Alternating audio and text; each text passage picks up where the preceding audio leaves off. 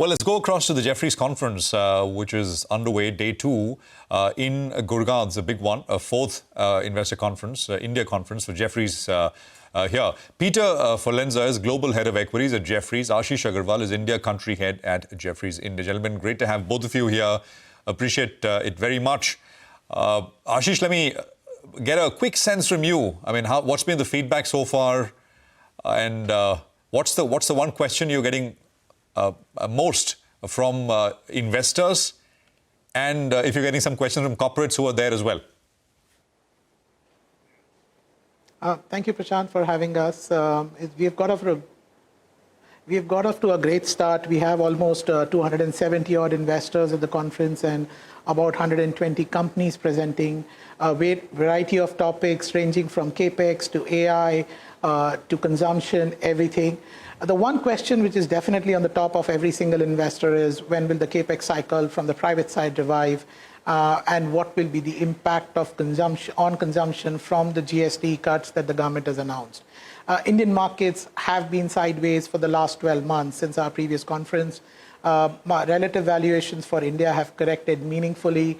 So every single investor is looking for when India starts to participate or drive the EM rally that we have been seeing in some of the other emerging markets. That's well put. Peter, just give us the global perspective. I spoke with Chris yesterday, and he was saying that the big $28 billion that foreign investors have sold in India since the peak in September 2024. I mean, his point was it's all relative at the end of the day for global asset allocators.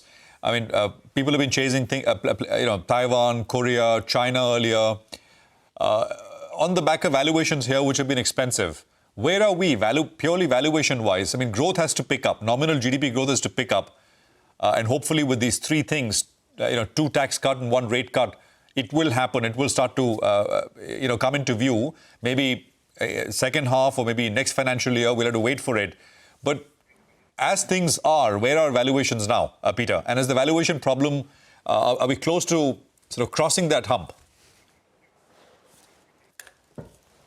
Why don't I speak a little bit about not just the valuation, but investor sentiment that we've seen really since mid-23 globally in the markets. I'm fortunate that I spend a lot of my time traveling the globe and speaking to global investors. And if I think back to kind of mid-23 into early 24, one of the main themes was from global investors, the current concern not only of the performance of the Chinese market, but the volatility of that market. And it was clear that fund flows were going to move out of China into other markets. And those themes were really three. One was the Mag 7, money was moving there in the US, but it was also into Japan, given some of the reforms, and very much into India, which I saw getting more attention than I had previously seen in years. And we had global investors that were doing a lot of work on Indian companies and the Indian market. There was some concern on valuation at that point. It's interesting that, as Aashish said, the market here has been largely range-bound since our conference last year, which happened to have been the peak, I believe, of the market for last year. And we saw money leave India and head back into China. I would call that more of a trade. Where are we now? Well, if we look at valuations, the market right now is not trading at historic highs, and actually the premium versus the MSCI EM baskets is right where it historically has been. So I believe we're set up right now for a time for investors, and I've seen it here at the conference, who have come into India, who have not been here before, who are now trying to learn more about India, and they're seeing the growth. And importantly, what excites us is the amount of companies that are coming public, which is something the world needs. A very interesting perspective. What Pete just mentioned. Sure, go on, Aashish. So I think, even China markets and Korea markets doing well is probably a great thing to happen to the EM asset class as a whole, because last few years, the only market that was probably driving the EM rally was India. And we have seen a lot of outflows from EM funds. Given what has happened in the last 12 months in other EM markets, we are now starting to see, and a lot of investors have been talking about it, inflow of funds in EM markets. And of course, India also stands to benefit rising tide lift all boats kind of a thing. So in a way, I think China and Korea doing well is also good for India. Okay, that's a valid point. Take that point. But, let me ask you a bit of a counter. Peter, I heard your perspective, and that's great. But what I want to ask is that it's very clear that India cannot offer, as of now, in a very big, decisive way to global investors, tech or AI. I mean, you don't come to India to play tech or AI, right? So what are you telling global investors at this point in time? Why should they come to India? To play a bigger part of the consumer story? Do you think that's kicking off or reviving in a big way? Or is it going to be more about manufacturing, the whole China plus one, realignment of global supply chains? What's the narrative? And why are you telling global investors to look at the Indian market at this point? Peter?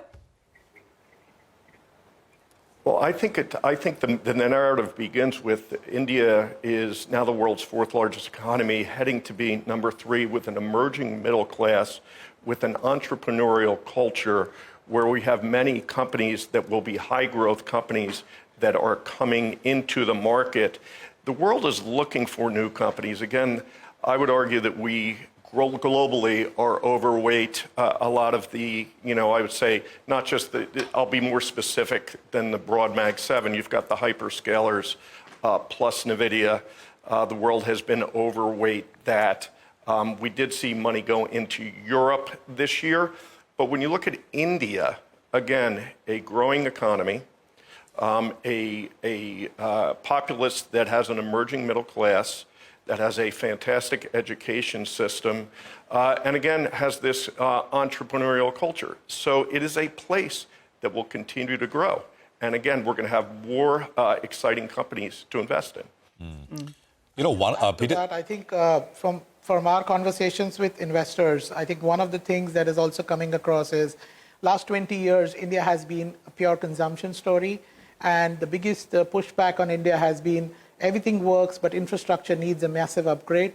And at this point of time, we are on the cusp of a massive infrastructure upgrade. And it's a sector which has huge growth potential, be it ports, airports, power, hospitals. And all these are sectors which offer tremendous runway for growth with strong earnings. And that's what is exciting investors to look at India beyond consumption alone. Aashish, I know you're doing lots of these feet on the street kind of trips over the last, yesterday, today, and I think tomorrow as well, right? Showing investors some of the infrastructure projects in and around Delhi? Well, everything, right from consumption to infrastructure. We've taken them to power plants. We've taken them to some stores. So yes, trying to give them a real look and feel of what's there on the street and not just in the conference rooms. Yeah. Peter, just one question. Is the lack of AI, pure AI kind of plays in India, and because that is where money is gone in very, very large amounts, maybe some people are now starting to argue that it's too much now. And for example, Chris was yesterday saying that most likely this is not going to end very well. There's going to be huge capital misallocation, etc. I don't know if you share that view, but that's not the question. But in India, the lack of those opportunities, is that a bit of a disadvantage on an overall market perspective? I would say, look, and I appreciate what Chris is saying about the CapEx investment into AI. I think that that story is yet to be written. We will see. When you look at India and the transition that Aashish has been speaking to, I don't think folks are looking at India at all as an AI play. And again, it will affect the services industry. But again, there are many other investments here in India that are attractive throughout infrastructure, consumer, et cetera. I think you'd agree with that. Yeah, I would agree with that. In fact, Prashant, beyond the infrastructure theme, we are also trying to deep dive into some of the emerging themes. So our research team has put together an in-depth report on AI, the implications and the opportunity for India. Also something on semiconductor. So yes, we are slightly late in the cycle, but I would not go to the extent of saying that India will not play any part on the AI in the longer term. We may not be the leaders, but we'll definitely have some companies. Ultimately, it's data from 1.4 billion people that will also go as an input for some of the AI models. So I'm sure we will have companies coming out of that theme at some point of time in the near future. All right. Hi, gentlemen. Good to see you in, both Peter as well as Aashish. Aashish, coming across to you, though, on the fiscal as well as on the monetary side, we have seen a lot of support.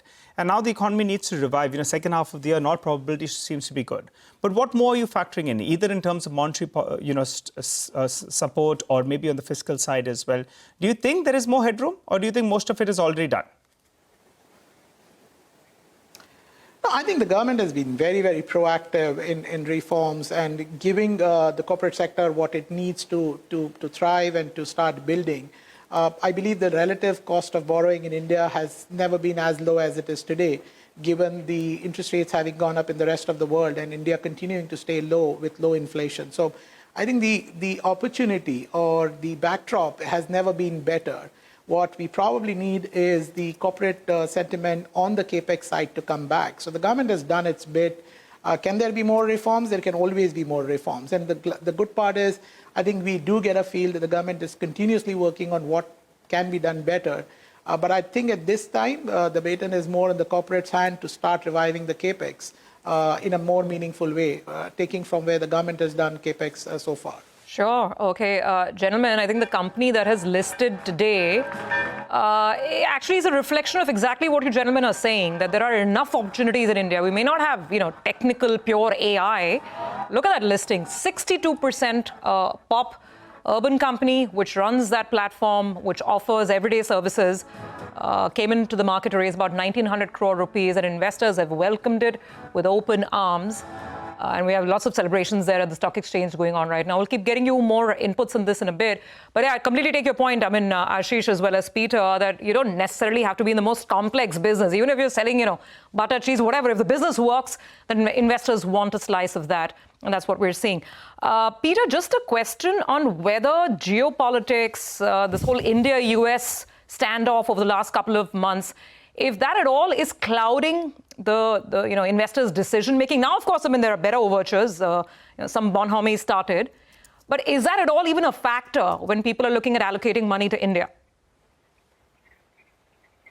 Yeah, I do think it is. I think it affects investor sentiment broadly, and I'm hopeful that it will be short-lived. I'm hopeful all of this will be short-lived. But I think it's much more sentiment on when they actually start making the investments. It may cause a bit of a pause, but I believe that will be short-term, much like it has been in other markets that we've seen, kind of a pause, if you will, in investment. I think once we get through the other side of this, the themes that we've been speaking about are very much in place.